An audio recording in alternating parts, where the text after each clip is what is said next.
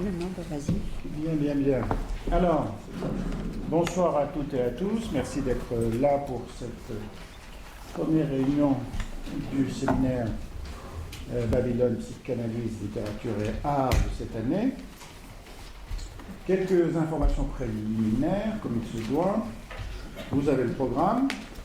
Il me semble être de qualité. D'ailleurs, nous allons vous trouver dès à présent, dès ce soir, puisque nous recevons Silk Schauder, que je vais présenter et qui sera discuté par Daniel Urvi. Et puis alors après, nous avons du très beau monde, et en particulier des gens que nous n'avons pas invités à Babel depuis le début, donc ça fait 30 ans maintenant. Donc c'est toujours intéressant d'avoir dépisté ce que je crois être des pépites dans certains domaines que nous n'avons pas investigués. Par exemple, Jérémy Sinzel, nous n'avons jamais à Babel évoqué la question de l'art brut. C'est un spécialiste, je vous le présenterai plus avant le mois prochain. Benoît Verdon est un psychologue, psychanalyste à Paris 5, un professeur de psychologie, et c'est quand même dommage que Tolstoï, ni Goethe, ni Mauriac n'aient figuré parmi la brochette d'artistes que nous avons pu épingler à un moment ou à un autre, en particulier les Russes. Nous avons fait Dostoïevski il y a très longtemps.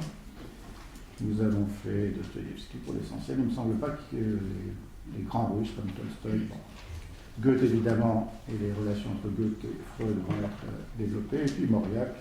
C'est toujours intéressant de se balader dans les affres, les tourments des 8 tours provinciaux. Très bien. Ensuite, Jean-Philippe Guéguen, là encore, Mishima, le japonais. Ça n'a pas été abordé. Bref, nous avons beaucoup de lacunes malgré 30 ans de travail. Donc, Mishima sera à l'honneur. Très bien, j'espère que la séance se finira bien, comme il faut. La grande chance d'avoir Laurence Kahn, qui est une des grandes psychanalystes du moment, pour son livre qui vient de sortir au PUF, autour de la Shoah, et qui interviendra sur Imre Kertész. Donc, très très content que Laurence ait répondu et pu répondre favorablement à notre invitation. Je vous la présenterai bien sûr plus avant. Bon. Et puis il n'y a pas que les psys dans la vie, il y a aussi les artistes, les professeurs d'histoire spécialisés dans l'époque grecque antique et romaine, et Marcel Benabou, l'ami intime de Georges Perec, un des personnages que vous retrouvez dans beaucoup de textes de Georges Perec. On le présentera là encore plus avant quand il viendra. Donc Marcel nous a fait le plaisir de venir discuter, lui qui est président définitif et temporaire de l'Olympo, de nous présenter la question de la créativité un peu particulière des Olympiens, qui n'a rien à voir avec celle de l'écriture automatique des surréalistes, qui a à voir avec la recherche du trou, de l'absence, des choses qui nous intéressent en psychiatrie. Voilà le programme rapidement. J'ajoute qu'il y a 2 séminaires, deux colloques, qui sont patronnés, apparentés à Babylone cette année. Le premier aura lieu à Toulouse. On vous donnera le programme. Vous avez donné votre adresse mail, donc on vous enverra le programme lorsqu'il sera finalisé. Bon, ce sera notre ami Gérard Pirlo, ça tournera bien sûr autour de la littérature et de la psychanalyse.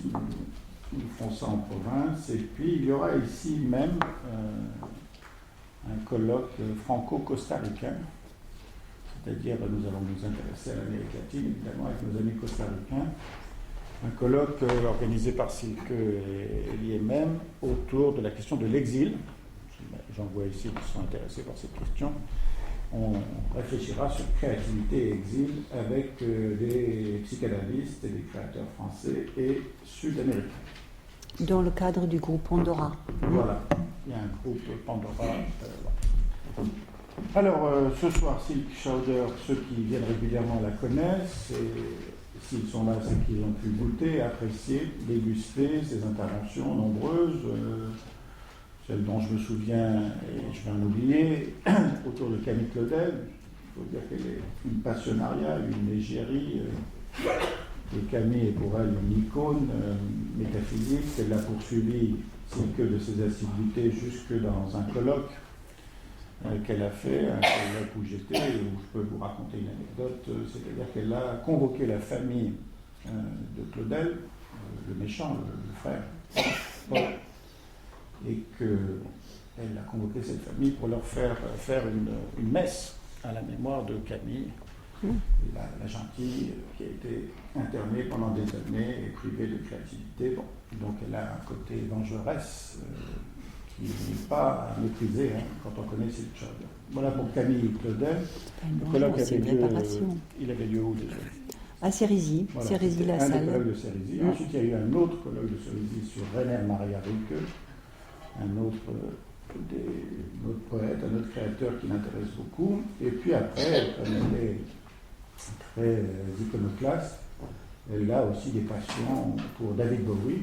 Elle a fait un très beau David Bowie pour Charlie Chaplin aujourd'hui, pour Marilyn Monroe bien sûr, pour Michel-Ange, enfin bon, elle a et Michael Jackson, je savais bien que j'en oublie un. Et si vous avez raté Michael Jackson, nous vendons les DVD à la sortie. C'est un collector, bien sûr. Bon, alors elle est par ailleurs, parce qu'il faut bien gagner sa vie, professeure de psychopathologie et de psychologie clinique à Amiens, Jules Verne. Elle est présidente de la Société française qui s'occupe de l'art-thérapie. De psychopathologie de l'expression Voilà. et d'art-thérapie.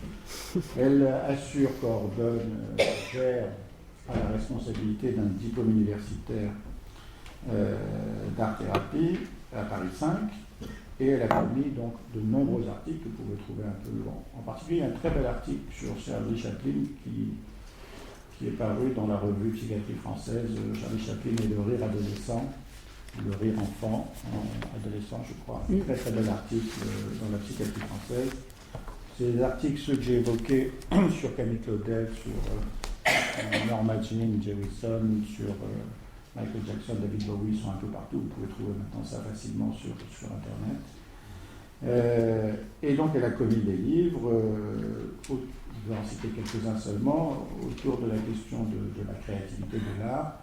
Celui qu'elle a coordonné autour de Rainer Maria Rilke et l'autre sur Camille Claudel. Tous deux sont les actes des colloques de Cérisy. Et puis ses œuvres chez Duno, autour de la psychologie, des études de cas, pratiques de la psychologie clinique, en 2 tomes, enfants, adolescents et adultes sujets âgés. Et tout ça fait la bagatelle de 1000 pages d'études de cas et de pratiques de psychologie clinique. Bon, chez Duno. Je crois que vous avez une réduction si vous prenez les 2 tomes. Elle sera discutée par Daniel Lurdy, que vous connaissez aussi, qui évolue souvent, qui est psychiatre, psychanalyste, légèrement à la retraite. Il a travaillé ici pendant des années, mais il a encore une activité bien sûr en ville, qui a été compagnon de route, apparenté, je ne sais plus où il en est, avec le fameux 4e groupe. 4e groupe où il y avait 10-15 membres. Donc celui qui était dissident du 3e et du 2nd, enfin bon, le fameux 4e groupe, avec des noms très importants, Sophie de Michela, bien sûr, mais surtout Pierra Olagnier et Nathalie Salzman, des noms de femmes psychanalystes de très très grande qualité. Lisez les œuvres de Nathalie Salzman et de Pierra Olagnier, bien sûr. Daniel donc, a une activité de psychanalyste, psychiatre en ville, d'enfants, d'adolescents, d'adultes jeunes. Il a beaucoup travaillé ici en consultation. Et lui s'est intéressé à un tropisme autour des aventuriers, plus ou moins marins, comme Stevenson, comme Conrad, comme Melville. Voilà les auteurs qu'il aime, qu'il a travaillé, comme Kafka, bien sûr. Là encore, vous pouvez trouver ces différents textes. Bon. Et puis d'autres textes plus cliniques, en particulier dans un opus avec Nathalie Salzman, enfin dans un livre coordonné par Nathalie Salzman sur le rock du... La résistance de l'humain. La résistance de l'humain. Sur Primo Levi. La résistance de l'humain. Sur Primo Levi. Voilà, donc j'ai fait le travail de présentation. Nous allons pouvoir passer la parole à Silke. C'est à toi. Merci Maurice, c'est toujours un plaisir de venir donc penser, réfléchir, rêver ensemble autour des thèmes qui nous relient depuis de très nombreuses années, à savoir donc l'art et la psychanalyse. Donc aujourd'hui, je souhaitais partager avec vous les mois que crée en effet la confrontation avec l'œuvre géniale, le mot n'est pas trop fort, de Charlie Chaplin. qui est considéré notamment aussi dans le film City Lights, sur lequel j'ai donc porté un peu la focale de ma conférence d'aujourd'hui, comme le moment finalement le plus exquis de l'histoire du cinéma. Cette fin donc de City Lights qui a été amplement commentée par des grands critiques d'art et de cinéma tels que James Agee, et qui met finalement en lumière une rencontre amoureuse, un happy end, que Chaplin dessine non à l'aide du visible mais du sensible. D'une certaine manière, la sublimité de la scène tient au fait qu'il quitte finalement le cinéma. Il n'est plus du côté de ce qu'il donne à voir, mais du côté de ce qu'il donne à sentir. Et tant les critiques de films que le grand public, dont les commentaires abondent sur YouTube, sur tout un ensemble de plateformes, sont unanimes. Effectivement, la beauté originaire de cette scène confine au sublime et au cœur même de ce que c'est le cinéma. Les retrouvailles de la jeune fleuriste et de Charlot sont marquées d'une intensité telle que lors de la première du film, donc le 31 janvier 1931 à Los Angeles, un certain Albert Einstein, présent donc lors de la première, en a pleuré. L'écrivain Patrick Roth, quant à lui, a réécrit la scène in extenso dans son livre d'hommage Mon voyage vers Chaplin, et Chaplin lui-même, dans son autobiographie, dit que City Lights est son film préféré. Vraiment, c'est celui qui, encore 50 ans après, il a plaisir à voir. Mais voyons d'abord, avant d'entrer dans le détail, cette scène mythique. L'œuvre d'art étant indissociable des processus de sa création, sa poésie est tout aussi importante que le résultat final. Intéressons-nous donc, en rembobinant d'une certaine manière le film, aux conditions dans lesquelles Chaplin a réalisé City Lights. Que nous dit son art des dynamiques de l'inconscient ? Comment opère sa magie? Par quels moyens techniques Chaplin a-t-il réalisé ce saut qualitatif entre le visible et le sensible? Comme s'il voulait illustrer l'aphorisme de Saint-Exupéry, on ne voit bien qu'avec le cœur, l'essentiel est invisible pour les yeux. Chaplin n'explore plus le monde immédiat du cinéma, le visible, mais le sensible.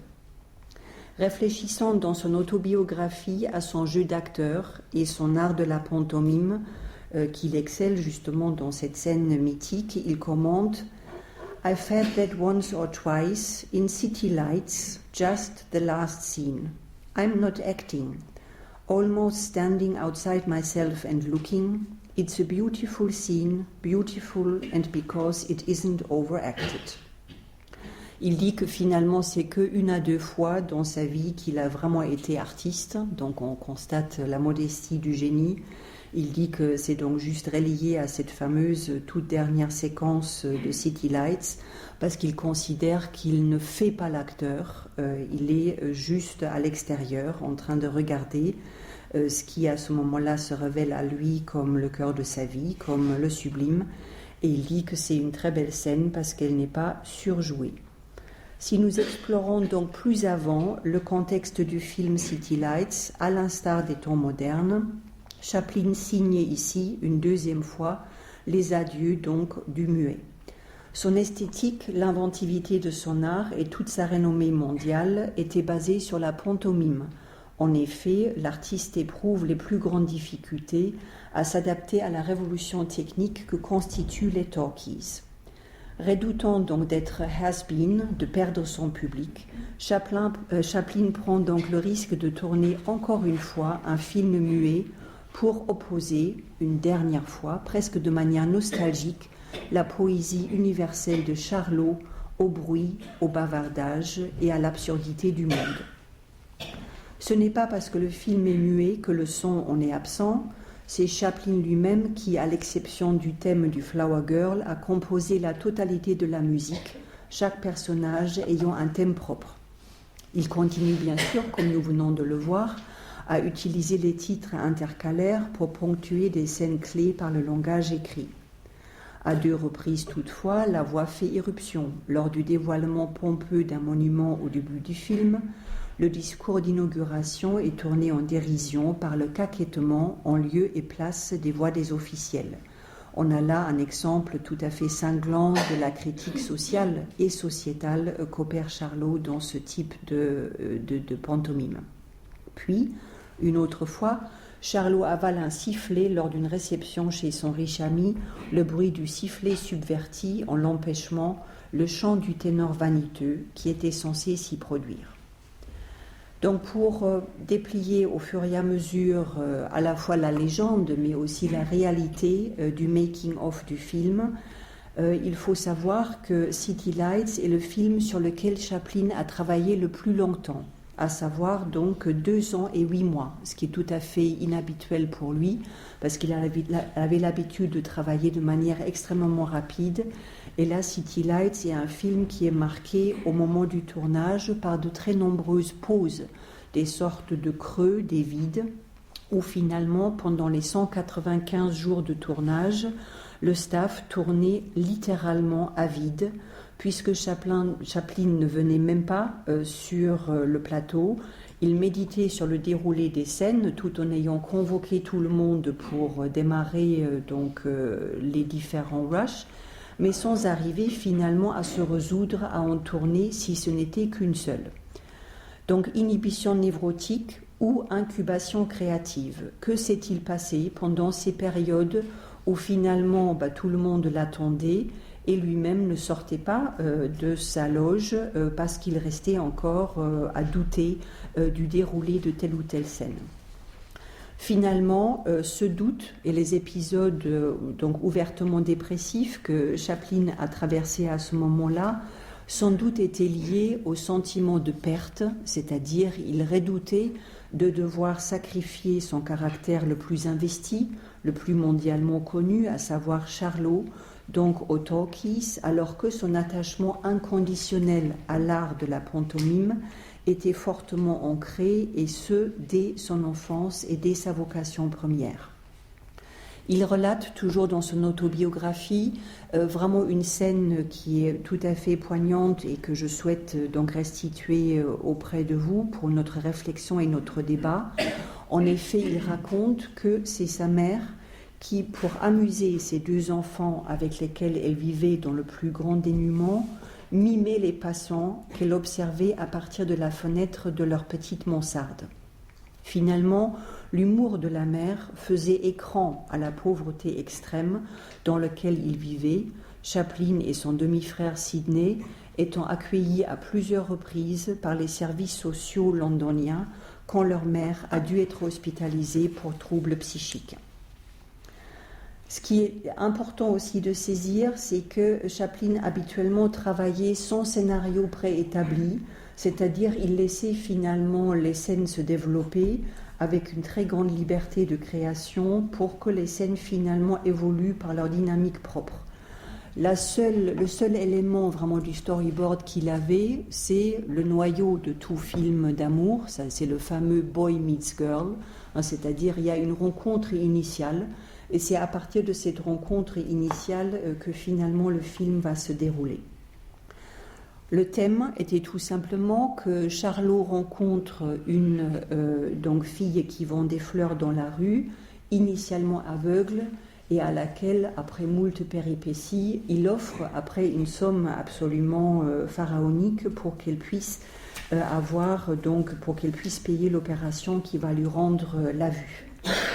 Donc j'ai tenu à inverser cette logique du film. On a commencé par la fin pour qu'on puisse désormais regarder cette fameuse scène inaugurale, c'est-à-dire qui, comme d'habitude, est fondée sur une méprise, parce que nous sommes dans l'esthétique de Chaplin, bien sûr, il y a des gags, les personnes sont systématiquement prises pour ce qu'ils ne sont pas, et où en même temps, bien sûr, Chaplin nous montre, avec la subtilité qui le caractérise, que le semblant social, bien évidemment, est indissociable de la vérité des personnages.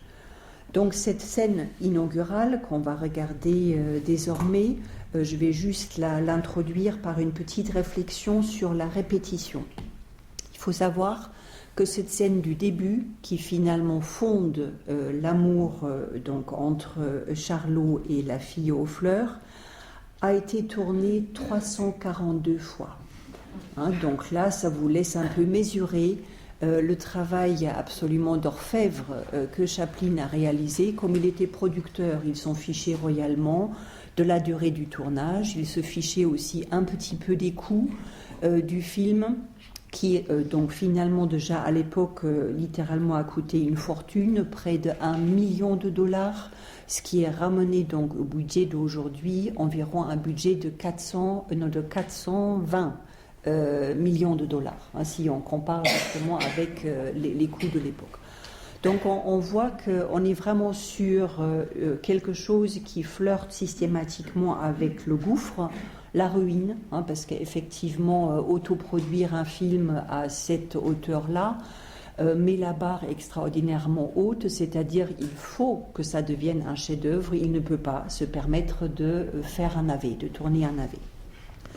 Pourquoi les fameux 342 fois? Donc là aussi, en reprenant vraiment le storyboard, lui a pris non moins d'1 an de tournage pour pouvoir résoudre justement la difficulté de cette rencontre amoureuse.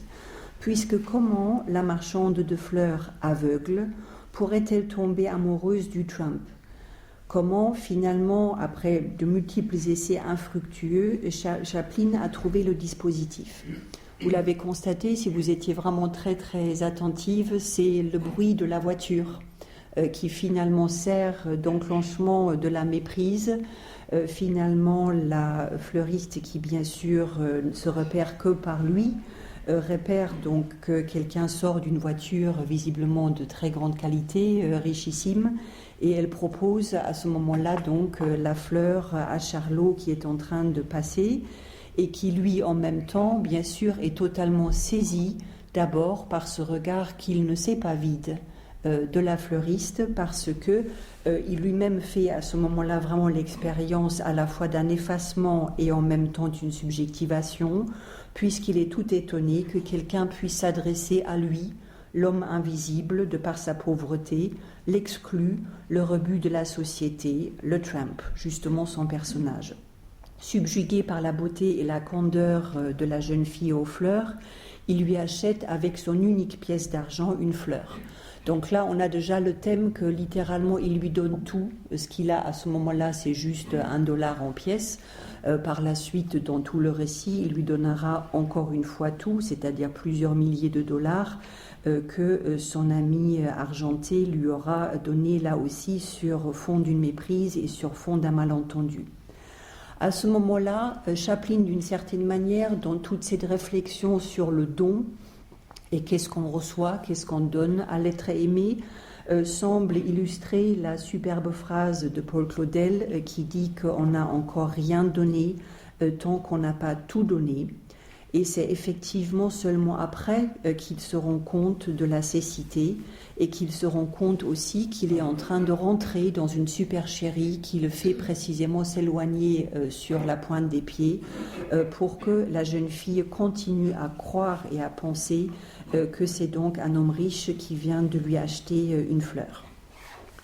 Charlot ne lèvera pas le malentendu qui lui permettra par la suite donc de fréquenter en cachette et de façon clandestine la fleuriste dont il est tombé éperdument amoureux. On va donc changer là de support d'image puisque j'avais repéré plusieurs photos, toujours autour de cette scène mythique de départ sur laquelle on va donc pouvoir continuer à réfléchir ensemble avec un affichage scène par scène. Alors, c'est là en bas pour le fond d'écran.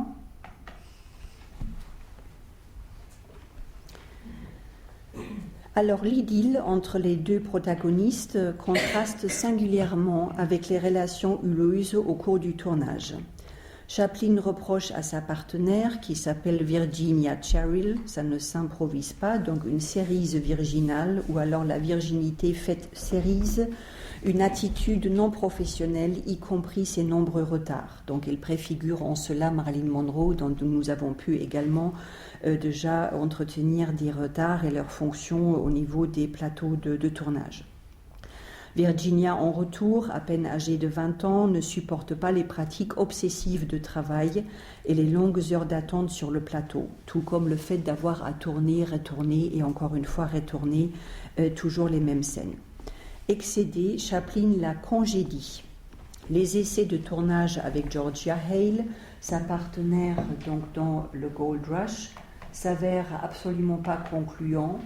Et là, il y a donc une des plus belles anecdotes finalement de Hollywood qui ont lieu. Chaplin, après plusieurs mois donc d'essais infructueux pour remplacer Virginia Cheryl, qu'il a donc congédiée, doit l'appeler pour s'excuser, pour la faire revenir et pour pouvoir terminer le film. Donc cette ultime scène ne laissera rien paraître de tous ces conflits et aléas. Il se peut même qu'elle ait pu s'en nourrir sous forme de refoulement, des retrouvailles réelles ayant précédé donc les retrouvailles désormais mythiques du film. Donc quand on décompose encore un peu plus cette question de la rencontre, Chaplin lui-même dit qu'il a donc procédé à d'innombrables réglages autour de la scène qui, quand on la voit, finalement semble parfaitement couler de source, c'est-à-dire elle semble littéralement comme modelée autour et à partir de la vie elle-même. Donc tout cela au prix, en effet, des 342 répétitions dont je vous ai parlé. Donc Chaplin lui-même commente que la version finale finalement fonctionne comme une véritable chorégraphie. Je le cite, « It is completely dancing », donc c'est vraiment de la danse. « It took a long time », ça m'a pris énormément de temps, je l'ai tourné jour après jour. Donc après avoir passé autant de temps sur cette scène, effectivement le résultat d'une certaine façon est aussi sublime que paradoxal. La scène se déroule avec la légèreté du fortuit, comme si un hasard heureux, la vie elle-même, se produisait sous nos yeux, Tyché, donc la déesse du hasard, étant au rendez-vous pour changer les trajectoires heurtées du Trump et du Flower Girl par leur croisement fortuit en destin. Ensuite, quand on regarde la scène d'un peu plus près, je me suis amusée un peu à la faire contraster avec différents montages. Finalement, on est quand même sur l'annonciation, parce qu'au niveau de la gestuelle, il est difficile de ne pas imaginer que Chaplin, qui avait une bibliothèque absolument colossale et qui bien sûr travaillait chaque image comme un peintre, comme un sculpteur et puis bien sûr aussi après comme un cinéaste, qu'il n'ait pas eu d'une certaine manière en mémoire une gestuelle proprement mariale par rapport à cette annonciation, par rapport à la cécité initiale donc du Flower Girl et sa révélation ultime. Ayant recouvré donc la vue grâce à une opération que le Trump lui avait payée et qu'il payera avec sa liberté même, puisqu'il passera tout de même 9 mois en prison, il sera jeté de la manière la plus brutale et il s'en libère vraiment de façon, de nouveau avec un geste de générosité. La jeune fleuriste a donc entre-temps ouvert un magasin dans lequel il va donc la rencontrer à la toute fin du film. Elle y attend en vain son sauveur, parce que de nouveau on bute sur ses difficultés, même si elle le voit, elle ne va pas pouvoir le reconnaître, parce que tout simplement toutes les rencontres auparavant étaient marquées par le sensible, par Louis, qui est encore découplé par le fait qu'il s'agit quand même d'un film muet.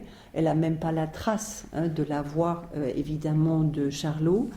Et on va donc voir décliner plusieurs scènes où elle est de nouveau induite en erreur par le bruit d'une porte de voiture qui semble lui annoncer l'arrivée donc de son bienfaiteur, mais où finalement il n'y a qu'un riche bourgeois très arrogant qui arrive dans son magasin et qui finalement va passer commande en la traitant comme une vulgaire employée.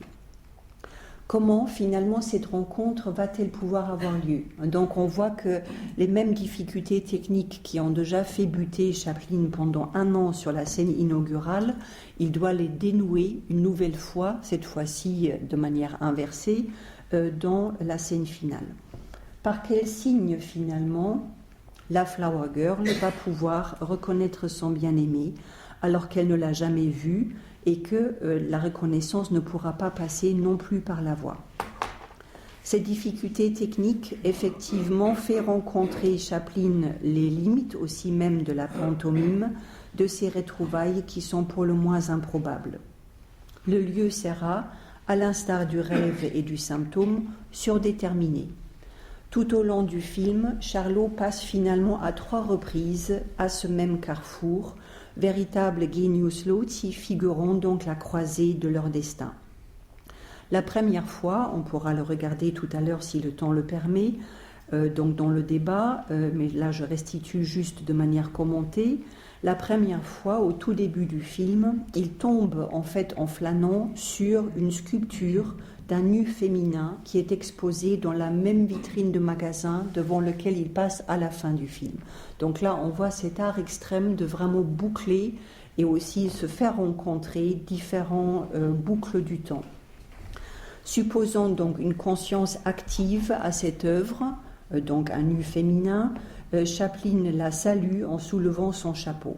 Se sentant regardé par elle, et en cela il préfigure aussi nos théories ici, les œuvres nous regardent et effectivement nous convoquent d'une certaine manière dans des dynamiques contre-transférentielles parfois abyssales, il emploie tout un ensemble de subterfuges pour à la fois lui dissimuler son admiration et pour pouvoir la regarder quand même en fin connaisseur.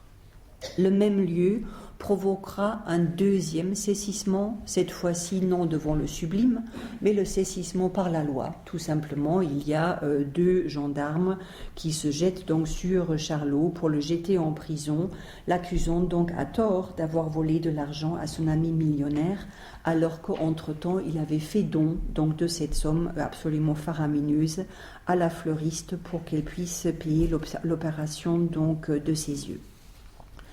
C'est donc le 3e et dernier saisissement que Chaplin nous expose lorsqu'il fait donc sortir de prison son caractère, donc la Charlot, qui erre plus désœuvré et plus démuni que jamais dans les rues de la grande ville. Il fait de la figuration dans sa propre vie.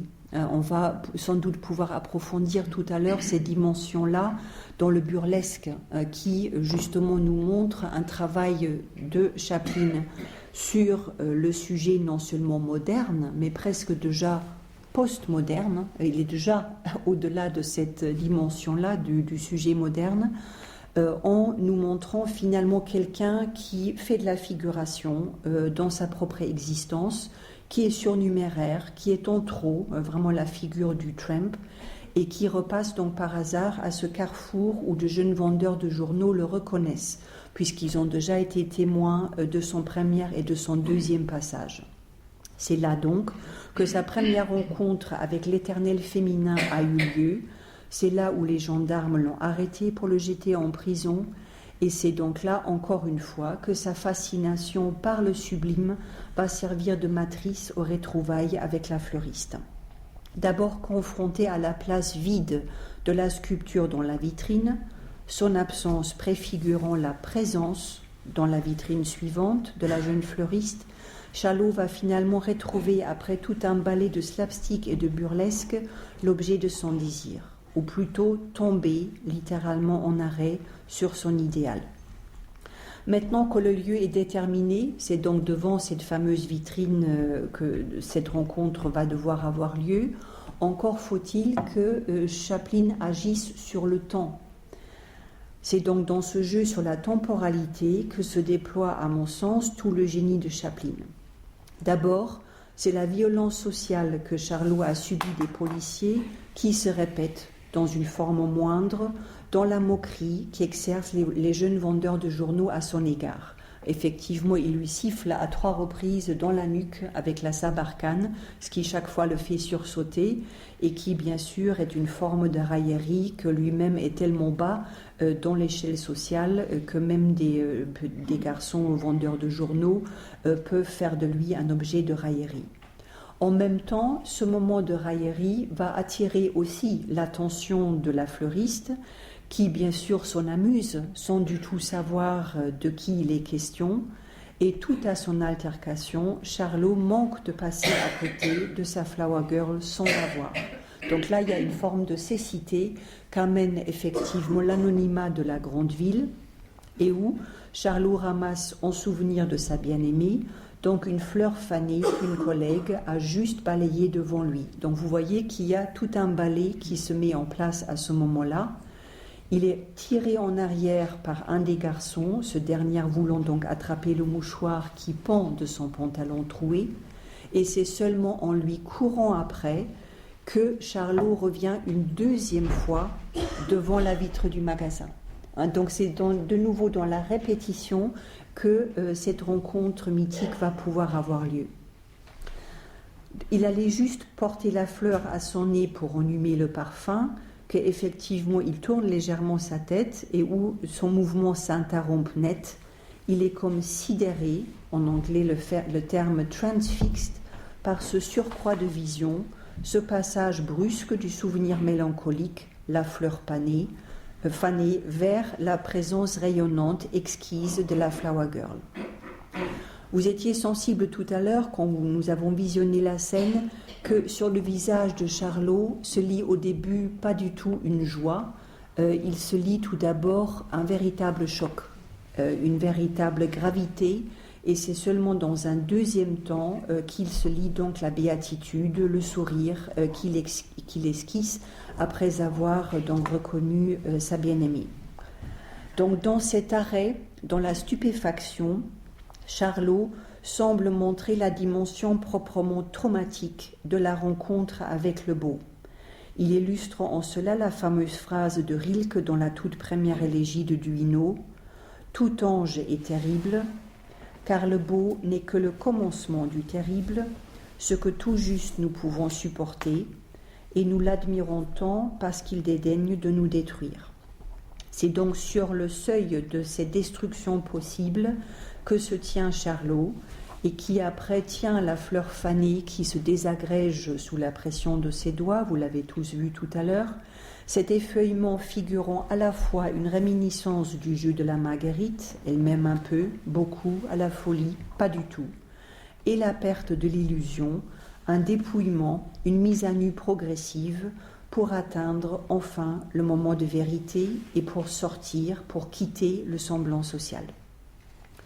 Ayant fonction donc de cadre du fantasme, la vitre marque la séparation entre les protagonistes, leur distance sociale qui est un véritable fossé en apparence infranchissable. Mélancolique, le Trump lui-même se tient sur le seuil de l'idéal. Saisie de compassion et de pitié, la fleuriste à l'intérieur, ignorant tout de l'immense dette qu'elle a envers lui, veut lui offrir une nouvelle fleur. Ceux qui ont une très bonne mémoire visuelle, vous avez vu que c'est strictement le même geste qu'elle fait donc au tout début, quand elle lui tend la fleur, quand elle est aveugle, et maintenant donc quand elle voit et quand elle reconnaît diffusément toute la fragilité, tout le déchirement aussi du Trump qui se présente face à elle. Elle lui tend également donc une pièce d'argent qu'il n'ose d'abord pas accepter. Boiteux, il tente de s'enfuir quand elle se lève pour le rejoindre à l'extérieur du magasin. Donc là, toujours dans ce travail de Chaplin sur le geste sublime, je me suis amusée à faire un montage entre effectivement un tableau donc, que vous trouvez dans les fresques de Pompéi et après cette gestuelle vraiment extraordinairement travaillée et gracieuse de la Flower Girl. Donc c'est là le moment de la reconnaissance où finalement la fleuriste reconnaît le Trump au moment où elle lui met la pièce d'argent dans la main. Donc ce dénouement a lieu à ce moment-là à partir du tact, c'est-à-dire à partir du sensible.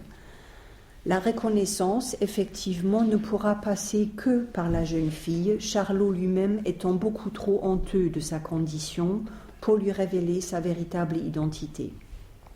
Au lieu d'espérer de la gratitude pour son aide héroïque, il craint plus que tout la découverte de sa supercherie, c'est-à-dire de blesser finalement la fleuriste en son âme, de lui révéler qu'il n'est pas du tout l'homme riche qu'elle a pensé qu'il était pendant tout ce temps-là. Si d'après Lacan, l'amour c'est donner ce que l'on n'a pas à quelqu'un qui n'en veut pas, Charlot a fait don ici multiple de ce qu'il n'a pas. Argent, liberté, son être même, puisque désintéressé jusqu'à l'abnégation, il renonce par son altruisme extrême à la reconnaissance même de son acte.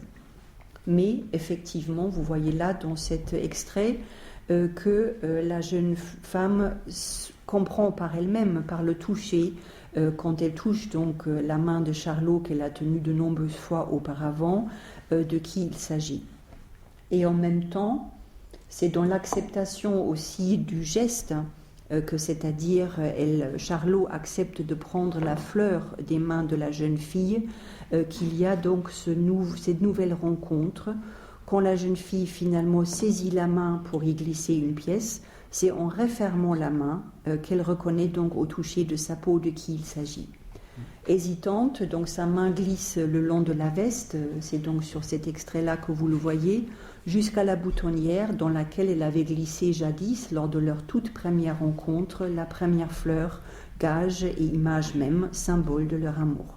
Est-ce bien lui, You, dit incrédule la pancarte intercalaire. Muet d'émotion, Charlot répond par un hochement de sa tête. On le voit là. Et il lui demande, toujours sur une pancarte intercalaire, « Est-ce que tu peux voir maintenant? Can you see now ?» Charlot pointe ses propres yeux comme pour savoir ce que ça fait que de voir. Ayant vécu en quelques secondes une véritable révolution intérieure, celle-ci lui répond « Oui, yes, I can see now. Voir, c'est bien sûr savoir. » Et c'est sur ce savoir de l'art, sur le visage et les yeux brillants de Charlot, puis la fleur fondue en noir que s'inscriront les lettres The End. Il nous faudra, pour conclure nous-mêmes, donc sur ce film absolument magique, rembobiner encore un tout petit peu le film. La plus belle scène, c'est en effet pas celle qu'on croit, c'est bien celle-ci, c'est-à-dire la seconde avant le contact, le moment où effectivement Charlot tend la main pour saisir la fleur. Ceux qui ont vu la scène presque autant de fois qu'elle a été tournée, c'est-à-dire là aussi quelques centaines de fois, pourront s'extasier sur l'ombre que jette à ce moment-là donc la jeune fille, qui préfigure là aussi de nouveau le passage entre l'idéal vers le fantasme, du fantasme vers la réalité, et la rencontre qui aura lieu effectivement. Puisque ce que reconstruit à ce moment-là Charlot, et je terminerai là-dessus, c'est rien de moins que la création de l'homme, c'est rien de moins que le toucher entre la main divine et la main de l'homme qui à ce moment-là se rejoignent pour créer non seulement le miracle de la vie, mais le miracle de l'amour. Merci à vous.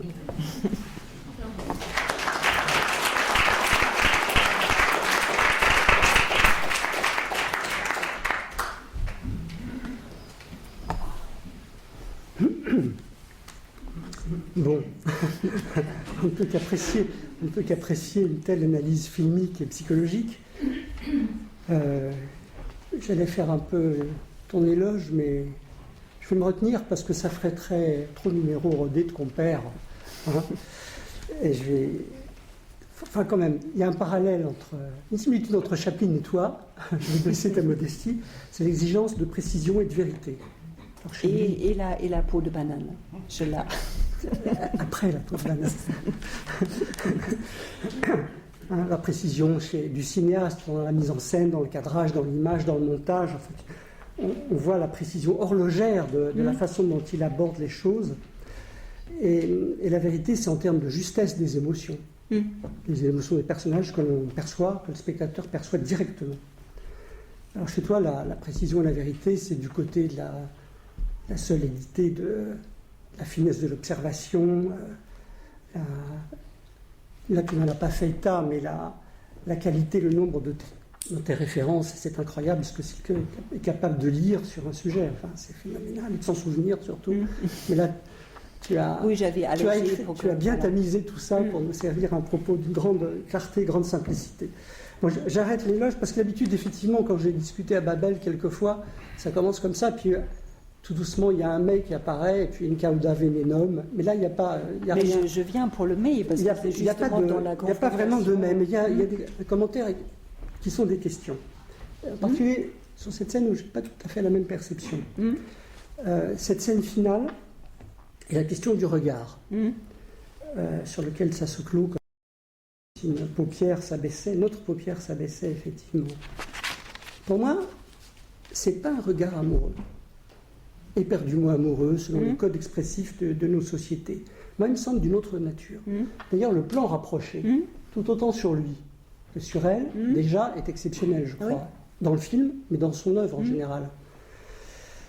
Et ça donne à son regard donc une intensité particulière qui est très accentuée par la très grande ouverture des yeux, mais sans les habituels mouvements de sourcils très fardés. C'est un regard très direct, qui a une certaine fixité, mais c'est une fixité vivante, c'est pas une fixité mortifère. Alors comment qualifier ce regard ?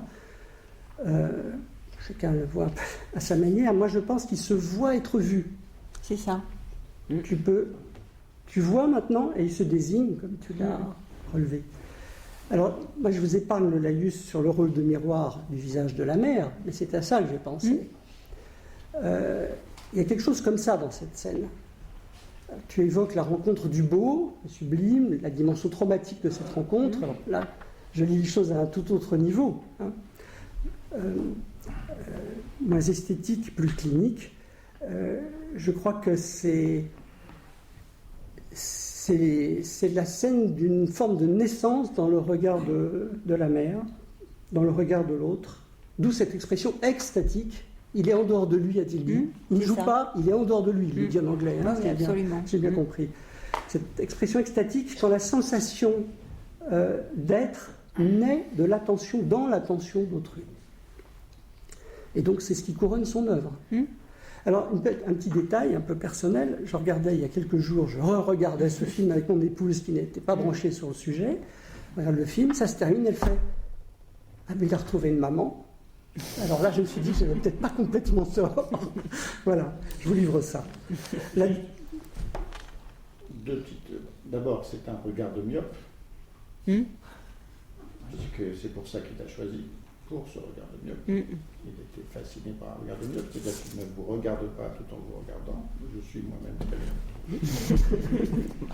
Et deux, le tout début du film, il descend de la statue, c'est-à-dire du ventre maternel de la statue.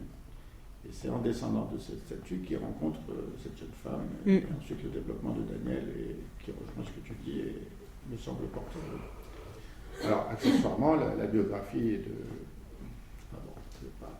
la biographie de Charlie avec sa mère, enfin, c'est quelque chose. Oui, on va y venir. Donc, il y a quelque chose qui ressemble à... Non. Alors ça, c'est ma deuxième remarque, le commentaire. Ce tour de la mère, tu n'as fait que effleurer cette question dans le temps qui t'est imparti. Et ça concerne la créativité chez cette mère, en particulier dans ces moments extraordinaires où donc elle singe, elle mime des passants, des gens qu'elle connaissent, qu'elle voit dans la rue, et Charlie, enfant, et Sidney, son grand frère, se tordent de rire, alors qu'ils vivent dans des conditions extrêmement difficiles. Alors, cette capacité de sa mère, ça n'explique pas son génie, mais on peut penser que c'est manifesté là, et agi là, un ressort d'une puissance extraordinaire. Parce que par cette imitation créative, la psyché s'empare d'une réalité éprouvante, menaçante. Le dénuement, parfois la faim, la difficulté à prendre soin de ses fils. Psyché s'en empare de cette réalité éprouvante et la transforme et donc assoit son primat. Et la dimension de l'humour est très importante, mais on ne peut pas réduire simplement à une saisie par l'humour, une saisie défensive par l'humour. Ça va, je crois, au-delà. C'est là qu'il y a création, évidemment. Alors, je crois que c'est à méditer parce que parmi tous les moyens qu'on met en œuvre pour aider nos patients les plus atteints dans leur capacité de penser et à mener leurs affaires, il faut garder, rien de nouveau, c'est juste un rappel, il faut garder une place de choix à tout ce qui peut favoriser la pensée créative chez eux. Alors, l'éventail est immense. Depuis, effectivement, les ateliers d'ergothérapie qui font appel aux activités artistiques, plus ou moins classiques ou un peu originales, des activités artistiques qui font appel aussi au corps, mais ils peuvent créer des objets d'art, mais aussi des objets tout court qu'ils puissent reconnaître comme leur création personnelle. Et je range dans ces mêmes activités créatives, et ce n'est pas du tout limitatif, des approches psychothérapeutiques comme le psychodrame, psychanalytique, ou encore des formes de thérapie qui font appel, ne serait-ce que temporairement, à la pâte à modeler. J'ai une petite vignette là-dessus, je ne sais pas si on en parlera, peu importe. Où j'en dis juste un mot. Il s'agit d'une jeune femme que je vois en consultation. Il y a des troubles importants, des consultations en urgence, des séjours à l'hôpital, des études de médecine hachées par les difficultés. Et un jour, en discutant, elle me dit, et c'était très inhabituel chez elle, elle dit, après un moment de silence, mais j'ai perdu toute ma créativité. De quoi parle-t-elle? Je lui demande. Quand j'étais enfant, je dessinais, je faisais des choses comme ça. Alors, on passe. Et puis, cette remarque m'a travaillé, et quelques temps après, je lui ai proposé la pâte à modeler.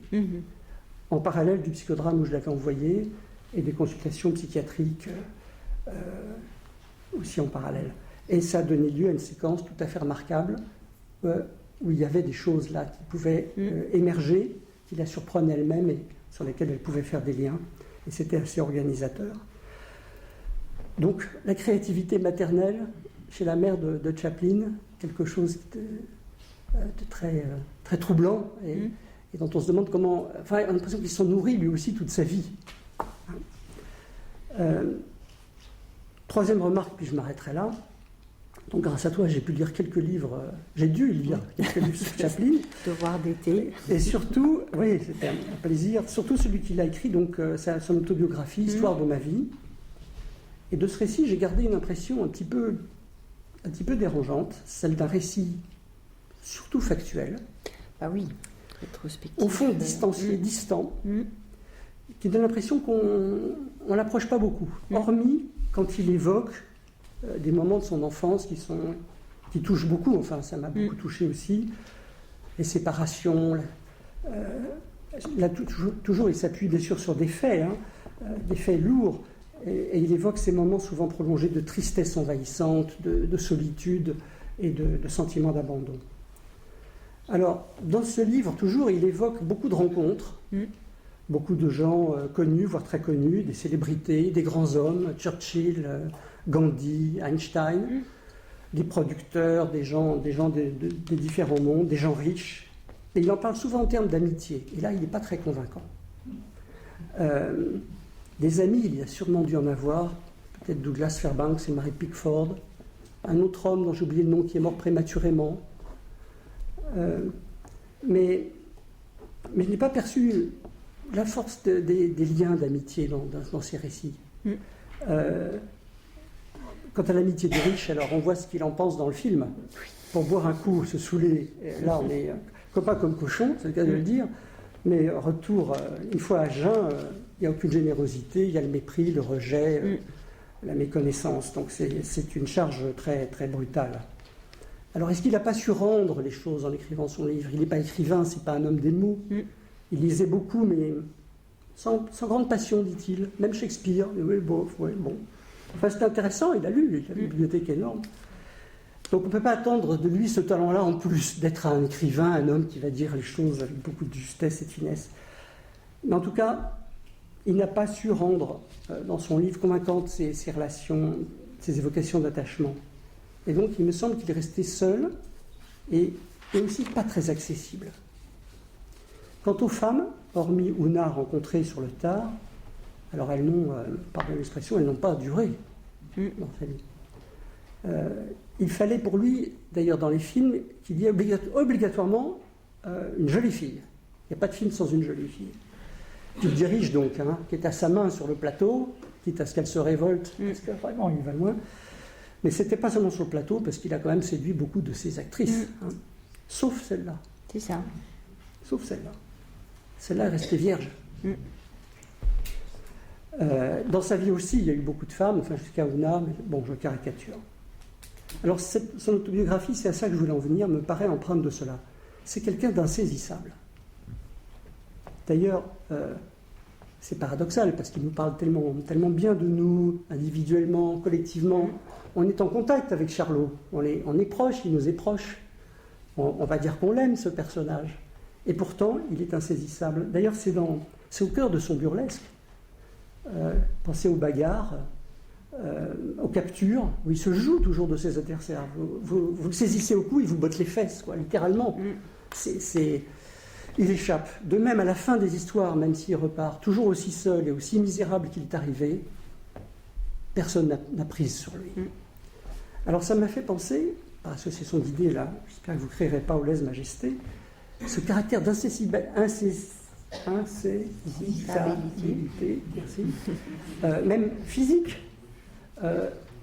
J'ai vu ça chez des pervers sexuels qu'on n'arrive pas à rencontrer, qui sont là, qui ne sont pas là, qui s'en vont.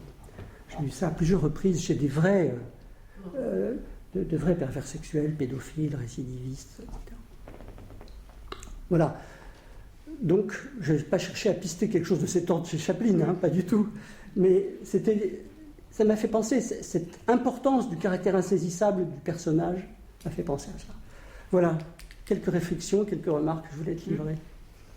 D'accord. Merci Daniel, qu'on peut applaudir.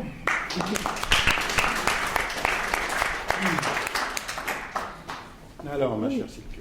Merci beaucoup. Effectivement, ça me permet de, moi aussi, revenir, peut-être pas 342 fois, mais quand même dans la répétition sur certains points où j'étais trop rapide. Donc, je te remercie beaucoup de ces trois questions. Effectivement, pour le regard à la fin, bon... Pareil, je m'amuse souvent pour compléter des lectures beaucoup plus savantes, parce qu'il y a quand même parmi les plus grands philosophes et critiques qui ont travaillé sur Chaplin. J'adore regarder les commentaires sur YouTube. Là, vraiment, la Vox Populi qui est vraiment en train de commenter. Et là, il y a vraiment une lutte absolument terrible pour déterminer de savoir est-ce qu'ils vont rester ensemble ou est-ce qu'ils vont pas rester ensemble. Est-ce que c'est un happy end parce que c'est quand même un end open, un open end ou non, et où il y a toute une lecture sur l'expression du visage et ainsi de suite.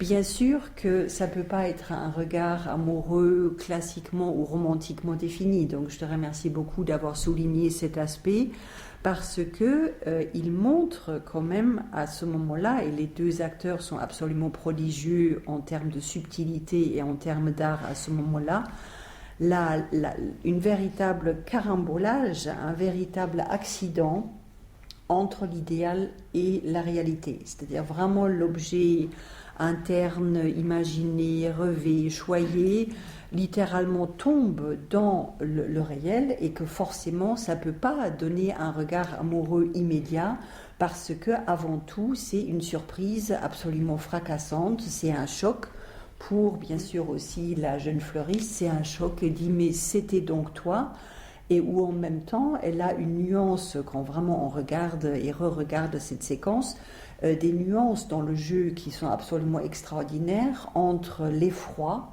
dans le sens je dois donc ma vue et ma nouvelle vie à cet être tellement invisible dans le sens de l'échelle sociale, hein, parce que le Trump c'est quand même ça, c'est celui auquel on ne parle pas, qui n'est pas visible, qui passe son temps en prison, qui en retourne que pour y retourner la prochaine fois. Donc il y a d'abord l'effroi, mais ensuite il y a la compassion. Là, on a les œuvres complètes de Lévinas dans les 3 secondes, parce qu'elle est en train de justement découvrir ce que c'est le visage de l'autre, dans sa fragilité, dans sa vulnérabilité, et où il y a l'altérité qui est constitutive à ce moment-là. Et là, je trouve que le véritable génie de Charlot, il est de ce côté-là, de vraiment montrer que, évidemment, ça ne peut pas être que l'amour qui serait presque trop naïf à ce moment-là, parce qu'il y a la dette, il y a la reconnaissance de la dette, il y a le fait qu'elle reconnaît le don qui a été fait, et que bien évidemment que quelqu'un qui littéralement n'a rien lui a donné des milliers de dollars, c'est pas du tout la même somme que si ça avait été un millionnaire qui leur aurait donné la même somme des quelques milliers de dollars pour son opération. Donc il y a toute une réflexion sur le don et la reconnaissance, puisque la reconnaissance qu'elle ressent à ce moment-là, et qui fait aussi que Charlot devient visible pour elle, bien sûr, est sur fond d'une reconnaissance presque impossible, parce que la dette instaurée va très loin, au-delà de la seule somme qu'il a donnée pour elle. Tu vois, et ça, je crois que c'est vraiment un point essentiel. Retrouver le regard de la mère, oui, là, il y a la peau de banane, d'une certaine façon, parce que, d'un certain point de vue, c'est valable pour toute œuvre d'art d'un tel niveau, qui bien sûr se double chez Charlot par le fait que d'une certaine manière, il a bien sûr été invisible pour sa mère parce qu'elle a été vraiment avec des épisodes avérés de maladie mentale tels qu'elle a dû être hospitalisée.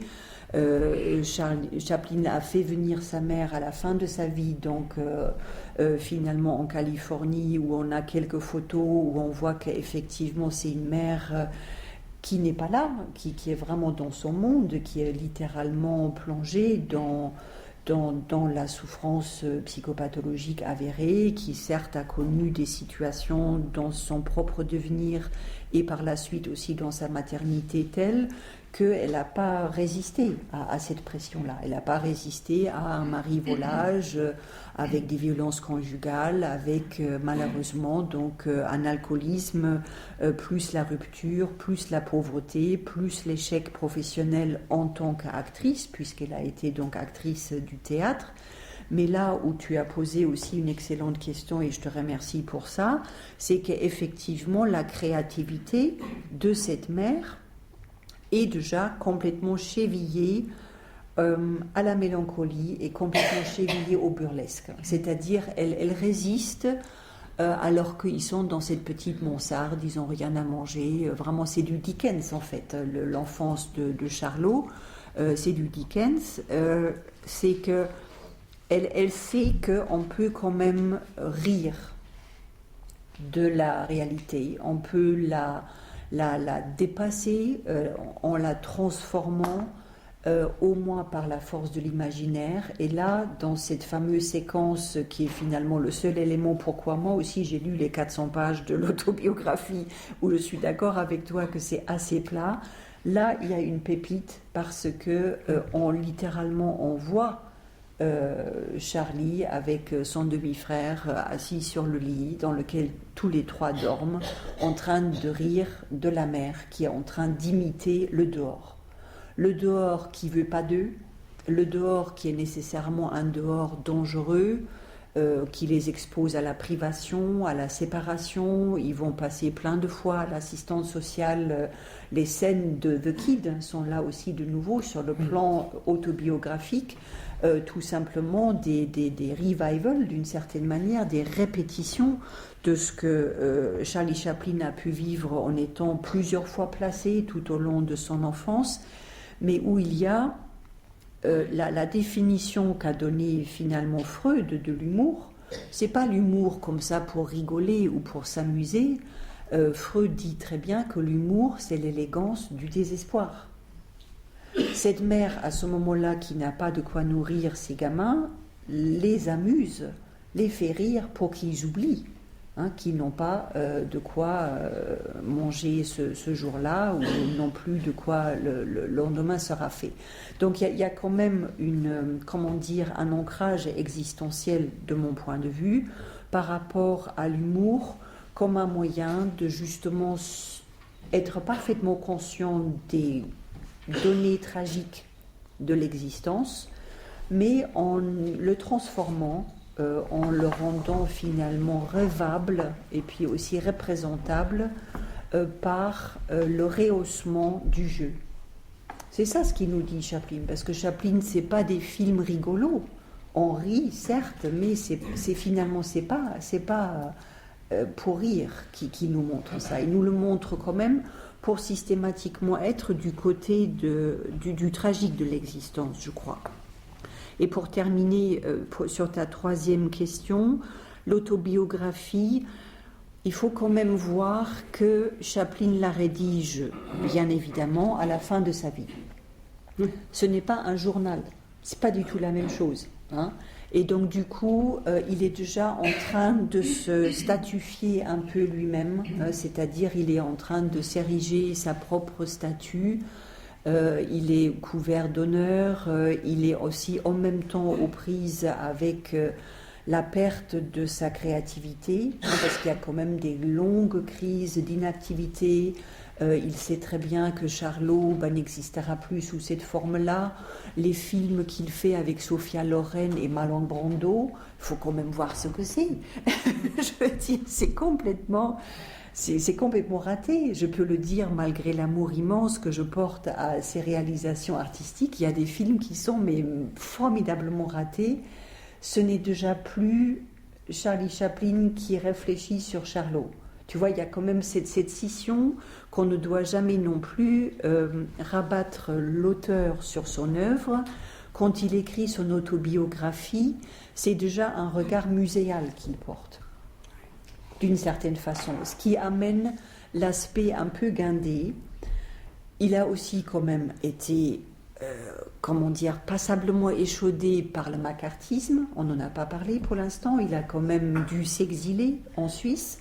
Il a été interdit de retourner aux États-Unis pour plusieurs procès aussi, plusieurs atteintes donc aux mœurs et ainsi de suite. Donc je crois que ça aussi, ça participe à l'aplanissement de son écriture, qu'il marche un peu sur des œufs. Et c'est un tout petit peu, moi je dirais, un portrait en faux self. C'est-à-dire, il raconte ce que le public attend qu'il raconte, mais il ne se livre pas. Il ne se livre pas, parce que pourquoi il devrait se livrer? Il a tout donné dans Charlot, d'une certaine manière. C'est là où il s'est livré, justement, dans cette fameuse scène finale, ce qu'il donne à voir à ce moment-là par rapport à son visage. Je pense que, il a tout donné, et donc du coup, pourquoi 40 ans après, il serait dans une forme de striptease comme ça, alors que il a tout mis dans son œuvre et que les conditions même de production de son autobiographie, déjà totalement tournées vers aussi le succès, le marketing, la lecture par le monde entier, évidemment, de cette fameuse autobiographie, empêche à ce qu'il soit plus authentique. C'est pas l'endroit où le rencontrer, me semble-t-il. Bon, d'accord. Voilà, mais très très rapidement mes éléments de On a rarement réponse. vu un intervenant à Babel tomber aussi amoureux de son sujet, ma chère Silke. Pas de crise de jalousie, tu as quand même la moustache de Charlot et d'oncle. Pas la même, et Daniel encore moins. Oui, c'est... Bon, la parole est au public, à l'audience. Nous avons un petit peu de temps pour intervenir. Je vous rappelle en complément d'essayer de trouver l'article de site Charlie Chaplin, le rire adolescent, dans la revue Psychiatrie française, qui développe beaucoup d'autres aspects qu'elle n'a pas eu le temps d'aborder, en particulier la judéité, le macartisme, Hoover, les mineurs, les persécutions, la Suisse, qui lave plus blanc que blanc, Bébé, plein de choses. Donc elle n'a pas eu le temps de développer tout un tas de choses qui sont en arrière-plan de cette déclaration d'amour. Alors, est-ce qu'on discute? Qui souhaite intervenir? Oui.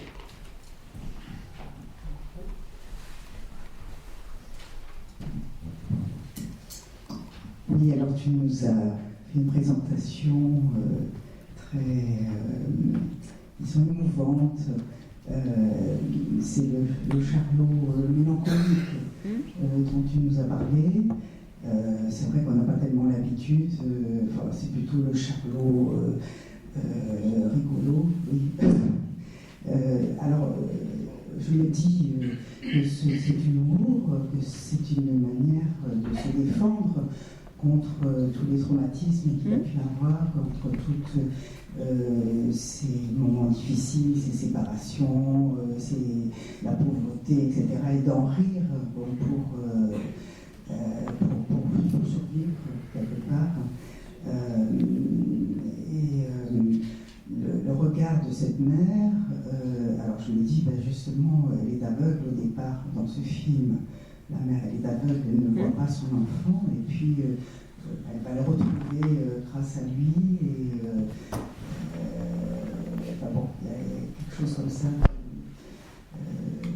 au niveau symbolique, je pense. Oui. Hmm. Je dois dire qu'il ne faudrait peut-être pas négliger le fait que l'humour de Charlie Chaplin est probablement la politesse du désespoir, et une stratégie défensive et un déplacement. Enfin, mais il est d'une cruauté rare. Il est d'une violence sadique rare, beaucoup plus que Max Ennett ou que les autres grands. Donc c'est de la défense qui devient évidemment de l'attaque. Et Freud n'aimait pas beaucoup Charlie Chaplin, comme il n'aimait pas beaucoup Céline, comme il n'aimait pas beaucoup Zola, comme il n'aimait pas le réalisme social en général.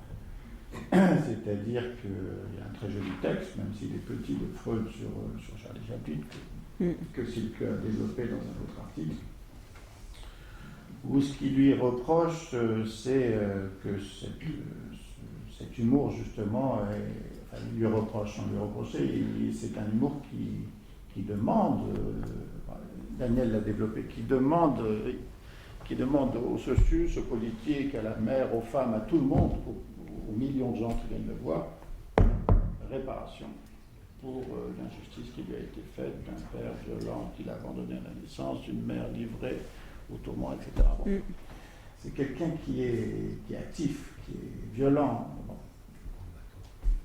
Et par exemple, les temps modernes, c'est une satire féroce Bien sûr. Bien sûr. des usines, etc. La dimension politique. C'est une drôlerie incroyable. Oui, mais enfin une drôlerie grinçante. La dimension politique qui est dans le texte de Silke que je vous ai cité est considérable, et les relations entre Hoover et les relations de haine tenace, féroce entre Hoover et Charlie Chaplin sont.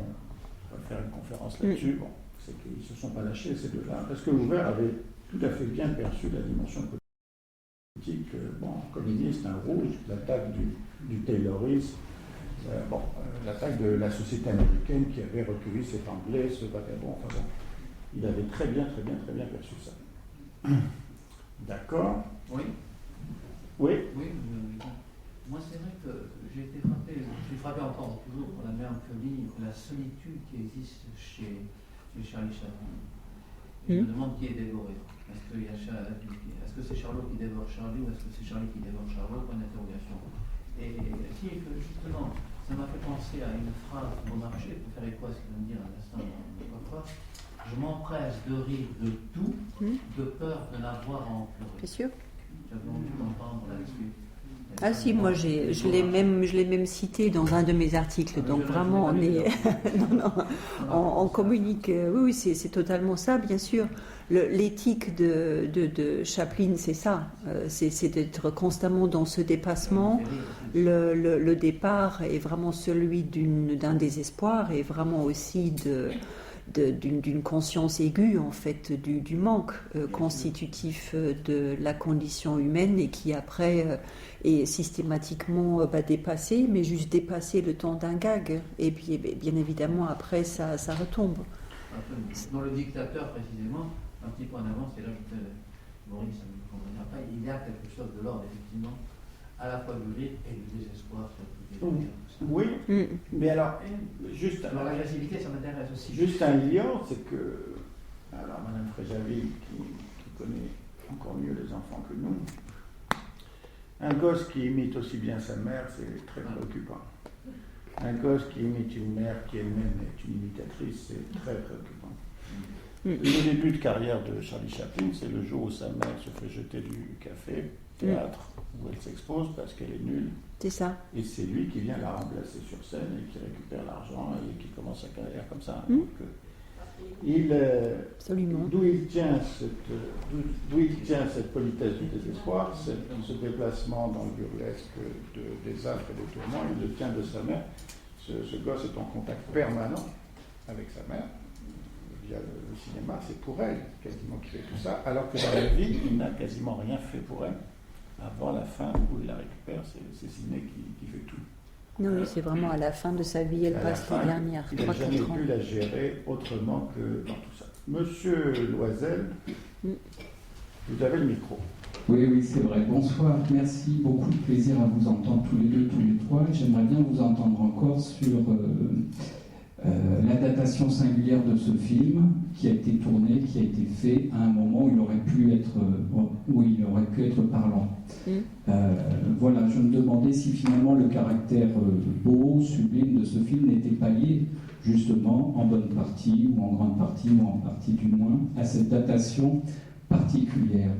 En effet, alors je pourrais reprendre des phrases de Silke, mais je vais reprendre le vers de Rilke que tu as cité tout à l'heure.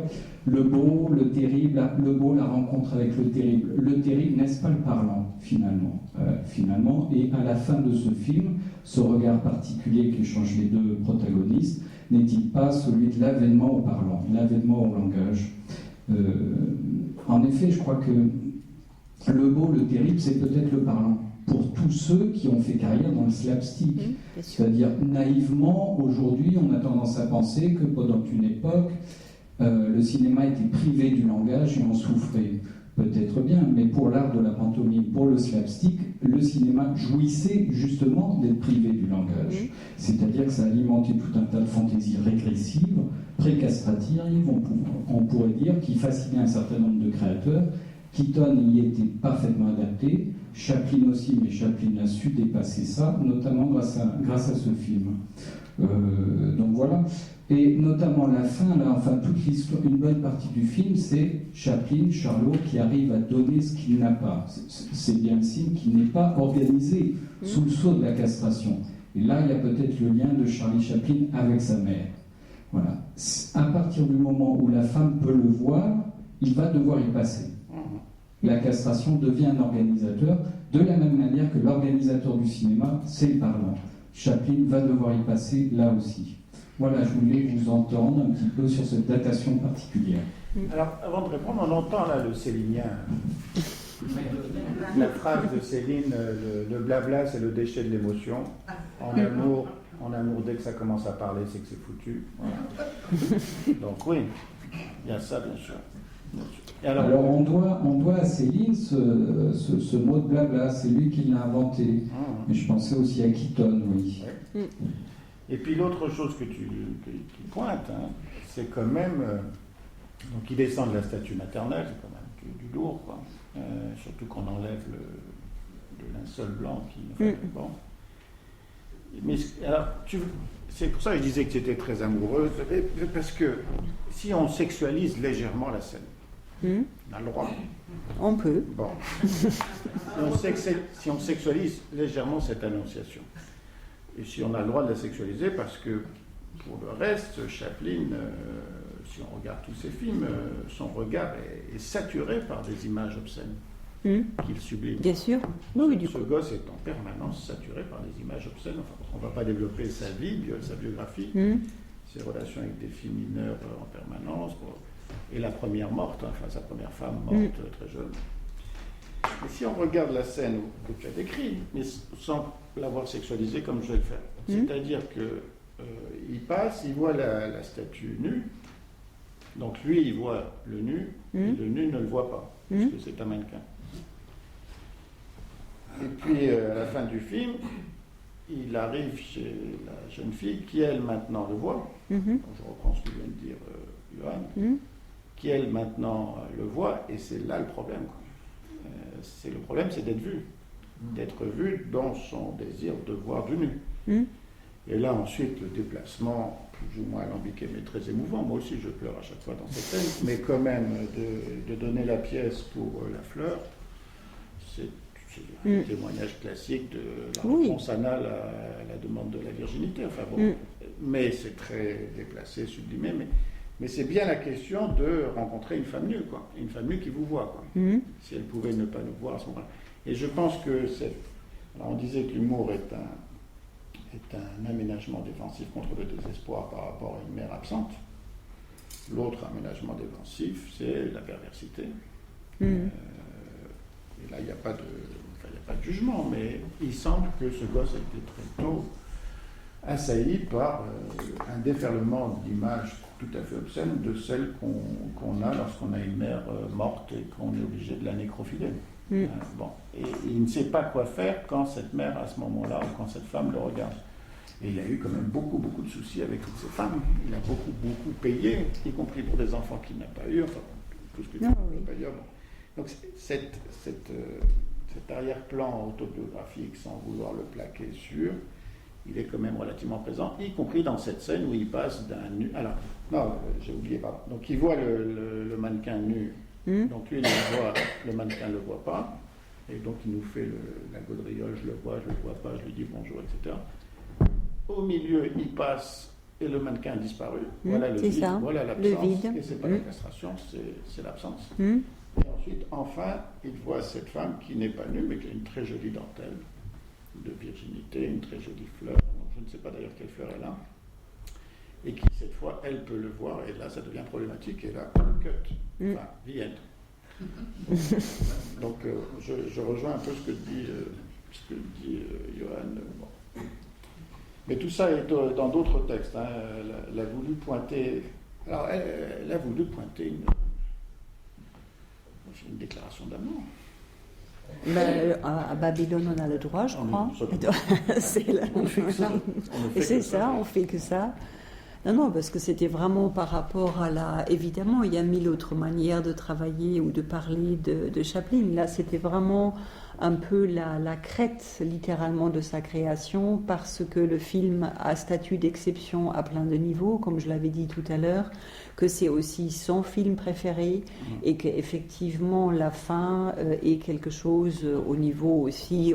c'est quasiment une leçon de Hegel, c'est de Laofi-Boom. On est vraiment du côté du dépassement de tout un ensemble de dichotomies, de toute une dialectique...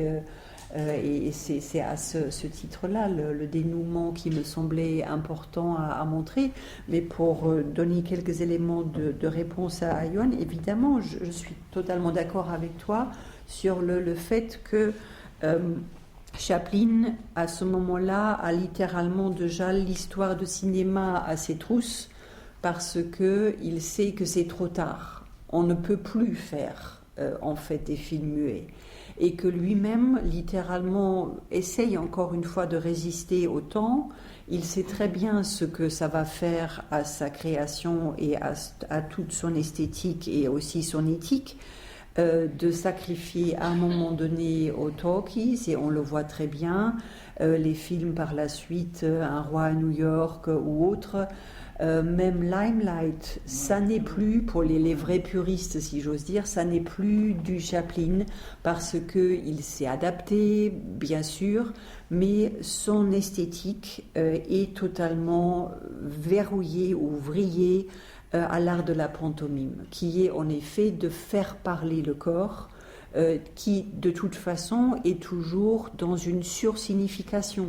C'est-à-dire la gestuelle. Moi, je me suis amusée, j'ai essayé un peu de décrypter certains gestes. Si vous voulez vraiment décrire, il vous faut 2 pages pour décrire vraiment un petit mouvement de cils, qu'est-ce qui se passe à ce moment-là, parce qu'il y a vraiment cette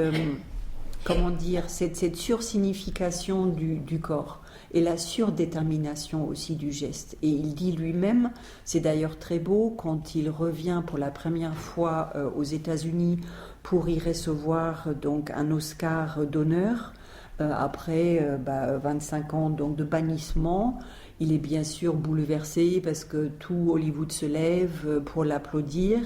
Et là, il dit bien « Words are so futile », c'est-à-dire les mots sont si futiles pour décrire ce qu'il ressent à ce moment-là, quand il y a quelque chose de la reconnaissance artistique qui lui est donnée, qu'il peut de nouveau voyager aux États-Unis, il est de nouveau visible précisément, et plus l'objet comme ça d'une campagne de dénigrement et de haine par rapport au macartisme.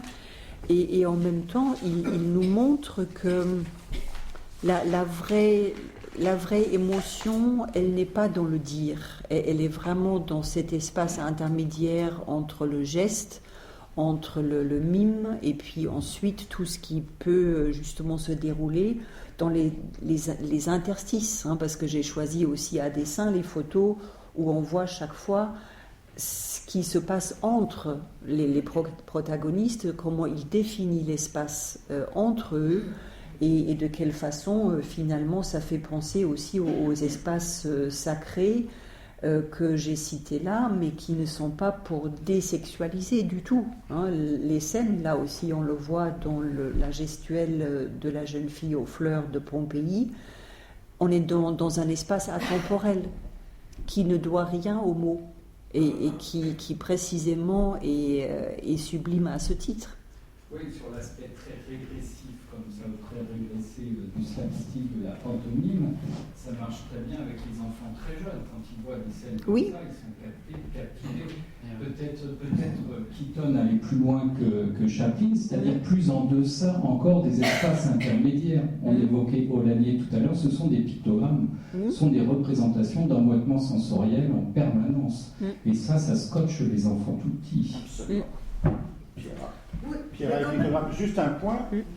Le maître de la pantomime de Marceau, de Barrault, de Charlot, le mime d'Écrou, avait une très jolie phrase pour qualifier l'essence même de la pantomime, c'est que la gestuelle devait dessiner dans l'espace, par un creux, la présence de l'absent.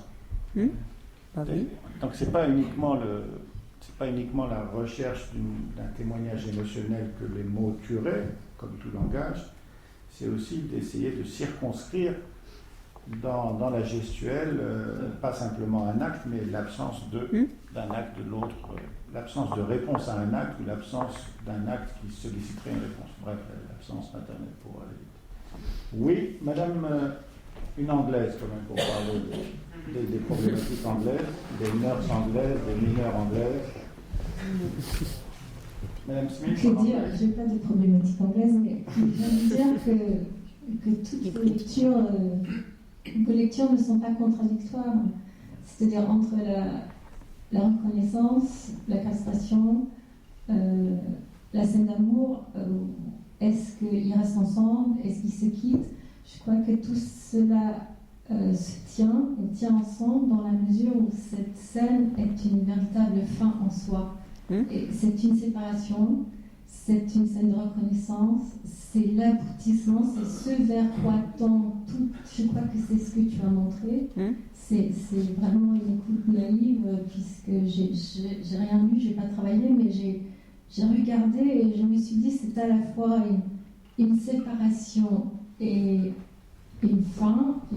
C'est une ouverture sur la parole, donc c'est à la fois une castration. Et il y a cette lecture de Daniel où c'est une reconnaissance. Et on se dit qu'il est quand même l'auteur de cette fin. Bien sûr. Hein? Donc, et l'acteur et le toute caméraman. l'œuvre tend vers cette fin. Et cette ouverture terriblement angoissante, parce qu'il a le regard angoissé. Et en même temps, angoissé et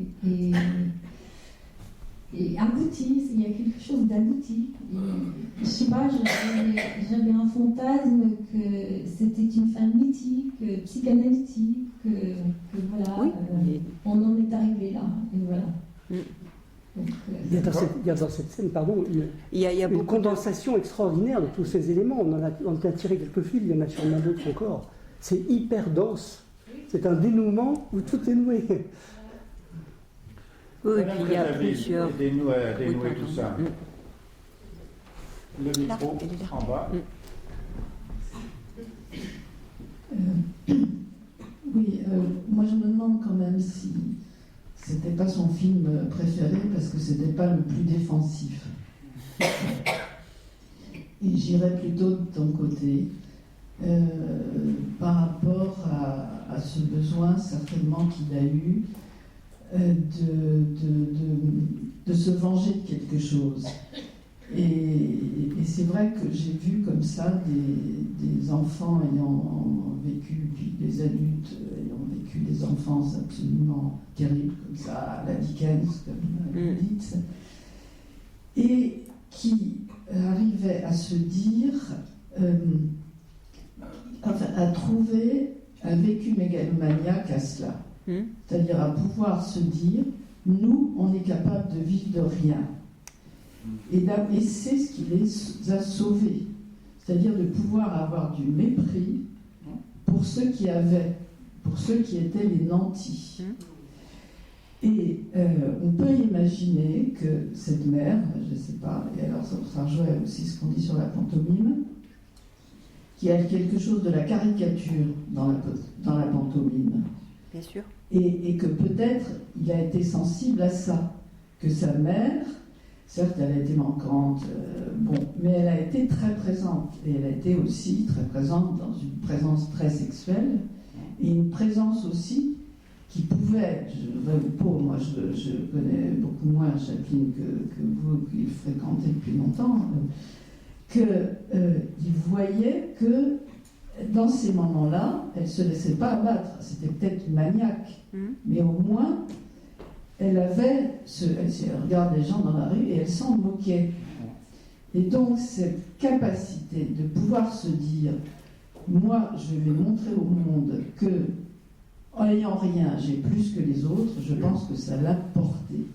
Et je me demande même si le fait d'avoir voulu s'accrocher sur le muet, là dont parlait Johan tout à l'heure, ça n'allait pas dans ce sens-là. C'est moi, j'ai envie de montrer qu'avec pas de parole, comme avec pas de sous, eh bien, on va être encore meilleur que ceux qui ont la parole, et ceux qui ont les sous, et ceux qui ont la notoriété. Et que ça, c'est vraiment quelque chose qui peut sauver en effet de la mélancolie, qui peut sauver de la déréliction. Alors, voilà, c'est peut-être aussi la position dépressive par rapport à la schizoparanoïde et la violence par rapport à la dépression. Et voilà, et je me dis que s'identifier à ce qui sait faire, ce qui nous montre, s'identifier au vécu de victime, s'identifier au sentiment d'abandon, bon, ça on sait tous le faire, je dirais, mais c'est pas si simple que ça de s'identifier aussi aux nantis dont il se moque. Et un tout petit détail qui m'a frappé dans la dernière scène, c'est le côté bien portant des gamins qui lui envoient des vrais gosses de riches. C'est-à-dire qu'il n'a même pas pris des petits brouillots du ruisseau pour lui envoyer de ça. Bon, donc voilà, donc j'avais envie d'attirer l'attention sur ce côté-là, sur le fait que je pense que c'est ça qui a pu lui permettre de tenir le coup et qui peut expliquer aussi quand même toute une partie particulière de sa vie particulière. Bon, ce qu'il dit par rapport aux femmes avec lesquelles il n'a pas été toujours adversable. Et puisque vous vous rappeliez, ça je ne le savais pas, qu'il faisait 365... bon, ça rappelle ce qu'on raconte sur Hitchcock, c'est-à-dire comment il y a une omnipotence et une emprise. Une emprise. Et pour moi, bon, c'est peut-être banal, mais pour moi, le meilleur film de lui, c'est Le Dictateur. Et pourquoi? Je pense parce qu'il a eu cette capacité de pouvoir à la fois être le pauvre petit coiffeur et à la fois le roi du monde. Il a su pouvoir montrer l'omnipotence de Hitler alors que Hitler n'était même pas encore au sommet de sa gloire, je peux dire. Ça, c'est incroyable. Il fallait la vraiment préscience. qu'il ait cette omnipotence en lui pour pouvoir faire ce film. Il y a la très jolie phrase où il dit cet homme-là, je le connais. Quand tu regardes Hitler, cet homme-là, je le connais. Bon. Alors, ce que tu décris par rapport à un certain nombre de pathologies qu'on voit ici, c'est la vie morne et la vie pauvre génèrent beaucoup d'ambition. Et cette mégalomanie, cette mythomanie d'un certain nombre d'adolescents est évidemment une défense contre la dépression, même si elle passe par une grande crudité, une grande violence. Mais je ne pense pas, alors c'est ce que disait Winnicott, il fallait que cette violence puisse s'exprimer, il fallait la laisser s'exprimer, pas la rabaisser, parce que c'est celle qui témoignait du fait qu'ils étaient encore vivants. Et que s'ils n'avaient pas cette violence, cette mégalomanie, c'est qu'ils étaient morts physiquement. Donc, je rappelle, et je passe la parole, je rappelle qu'il y a un film sur Charlie Chaplin fait par Richard Attenborough. Oui. Que celle qui joue la mère. c'est Géraldine, bien sûr. Et qu'on va s'arrêter là parce qu'après c'est confidentiel, mais c'est évidemment très important. Évidemment. Et sans compter les petites filles. Enfin, juste un mot pour dire qu'en fait, c'est une femme aveugle, Romola, et dans L'âme là est passionnant, j'ai beaucoup aimé ce film. C'est encore une handicapée, puisqu'en effet, c'est quelqu'un qui ne danse plus et dont chacun a encore là. L'handicap, en fait, il a été marqué, il a été quand même cette mère, c'est-à-dire sinon absente, en tout cas malade, en difficulté. Il met des personnages qui sont aveugles. Dans L'âme là, c'est aussi des personnages qui sont handicapés et qu'il va faire en sorte de réparer la vie. Là, c'est la vue. Là-bas, c'est effectivement retrouver effectivement alors qu'il va mourir à ce moment-là, en et qu'il va avec cette femme qui va mourir.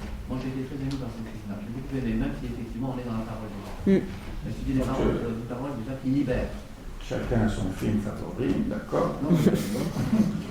Encore une intervention et après nous nous arrêtons, mais bon, le débat témoigne de l'importance de ce que ça a généré, d'intérêt. Oui, un petit mot. Dire que son art, pour finir, il a été de la maniaco-dépression. Ah, je ne suis pas sûr que ce soit de la maniaco-dépression, non. Mais il lui a évité beaucoup de choses. Oui. D'ailleurs, pourquoi on est là à 7h tardive, c'est parce que là, il permet d'éviter beaucoup de choses. Absolument.